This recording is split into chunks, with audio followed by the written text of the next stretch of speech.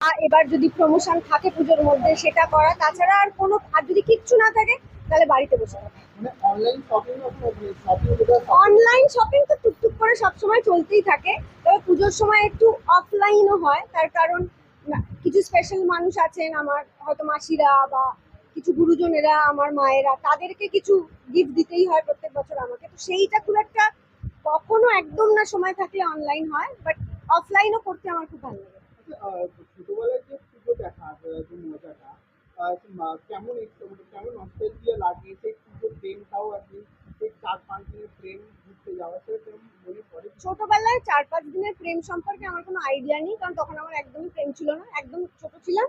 আমি তো মানে স্কুলে থাকাকালীন কাজ শুরু করেছি, তার আগে বাবা প্রেমের কোনো সম্ভাবনাই ছিল না। মানে প্রচুর ছেলে চারপাশে থাকতো ঠিকই, কিন্তু প্রেম পুজোর সময় আমার কখনো হয়নি। তবে পুজোর নস্টালজিয়া ভীষণ আছে, ছোটবেলার পুজো একটা আলাদাই হয়, যে পাড়ার সমস্ত সকালবেলা ষষ্ঠীর দিন থেকে শুরু করে দশমী অবধি কাজ করা, এবং কি বলবো, মানে বড়দের কাছে কাজ চাওয়া বলা যায়, যে আমাকে একটু দাও না চন্দনটা বাটতে, আমাকে একটু ওই কাজটা দাও না। তো এইটা একটা, এবং বন্ধুদের সাথে ঘুরতে যাওয়া, সেই সব গুলো আর কি একটা ভালো নস্টালজিয়া। দর্শক কি বলতে চায়? দর্শকে বলতে চাই, পুজো ভীষণ ভালো করে কাটাও এবং রেডি হয়ে যাও, কলকি আসছে, একটা ঝড় আসতে চলেছে।